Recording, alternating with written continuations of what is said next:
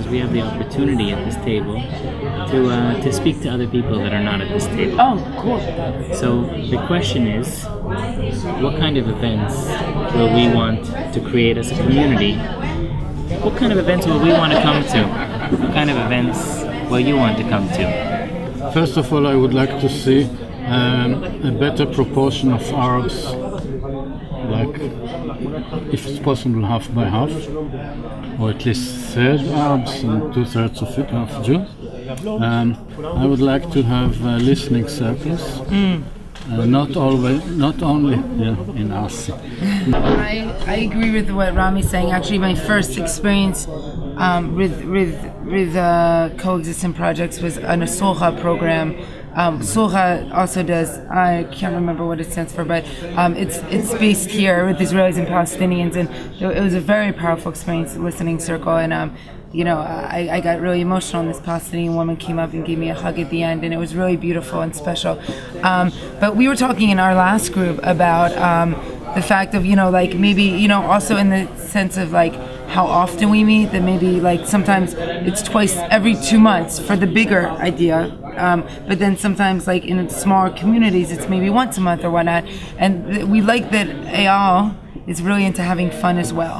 And that's important, that there's a fun aspect. And maybe it could be a hiking, or sometimes just fun you would do with friends. But the other thing we were talking about, or that I brought up, that a few people agreed with, was the idea of that maybe in some of those meetings, maybe the smaller based ones, there could be a group of little groups of 2 or 3 people that do a little project, and maybe go to a school and create this project, and then a hands-on thing where it's maybe an 8-week series of planning the project, and you come together and talk about your project. The little groups talk about how their project is going, and then one of the ideas for the project was going into schools and for a 10-minute break, doing a small, very simple, fun peace activity, whatever that might be. So that's another thing.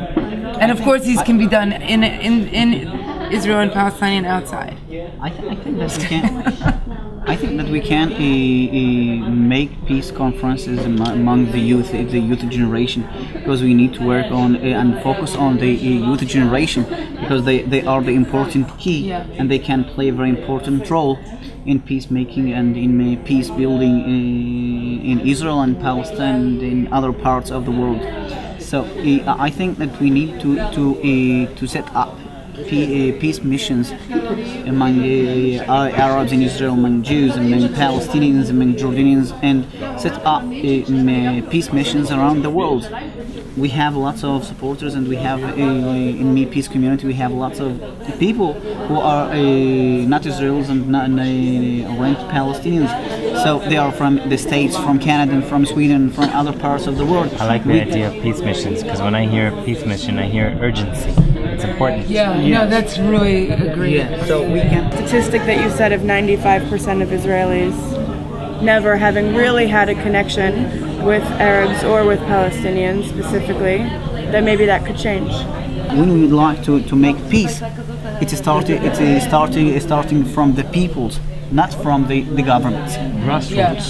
Yeah. And I think that's something that, if it takes fundraising, things like that, to make sure that they actually can get here, because we've heard it's more than just getting the permits. If they can't take public transportation, it's a taxi cab. How are Palestinians going to get to Jordan also, right?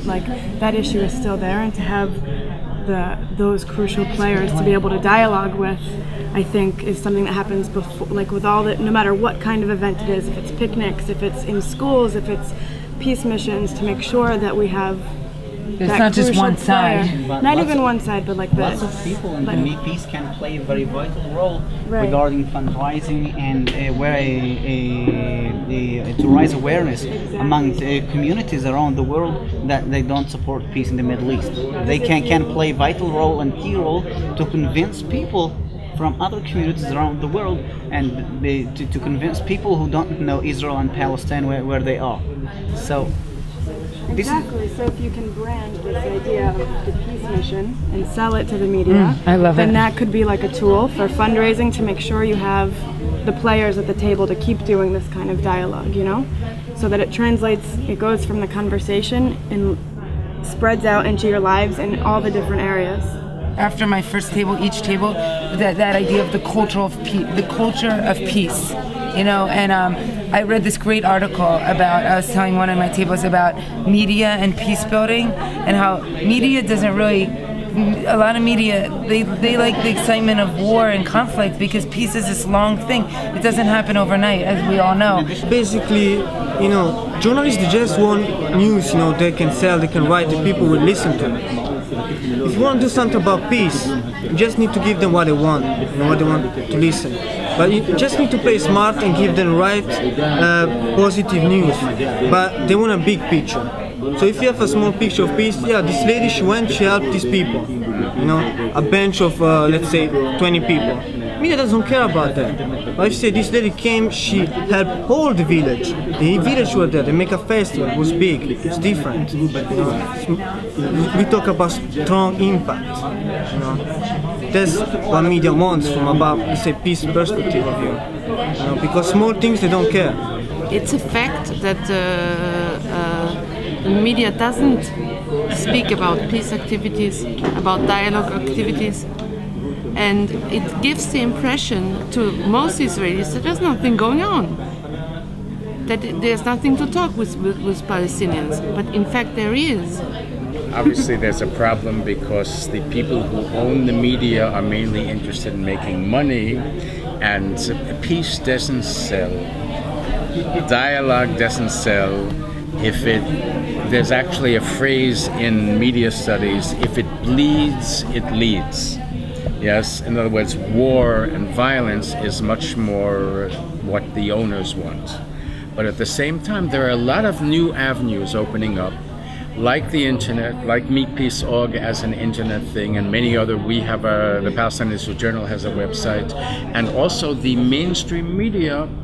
When you have articles, you have talkbacks, and you have communication, and so it's possible to get your point across by what used to be letters to the editors. Now you have a lot of talkbacks that you can also call into the radio, but you can also participate.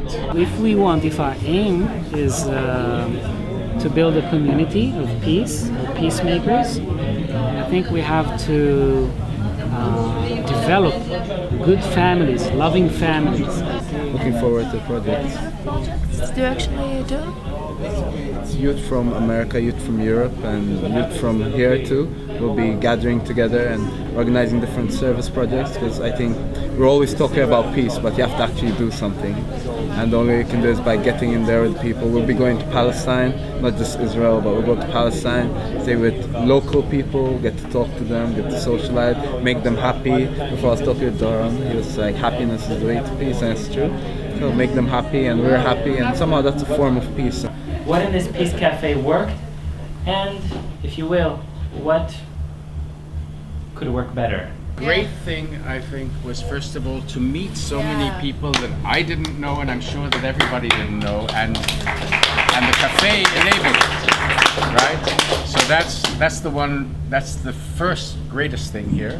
To meet all these people and see the people who are working in these interesting organizations. And I think the same activity could be for a 3-day seminar, and it would be still very interesting and much more deeper. I think we could answer these questions. We've got a wonderful community, but we've got great challenges. One of the most difficult things in setting up this special event is that 15 Palestinians wrote to me and called me and asked to be here, and it was not possible. I know each of you here tonight, but a lot of people came tonight and came to me and said, well, you know, I don't know anyone, but the truth is nobody knew anybody. And we've got a community, so again, thank you.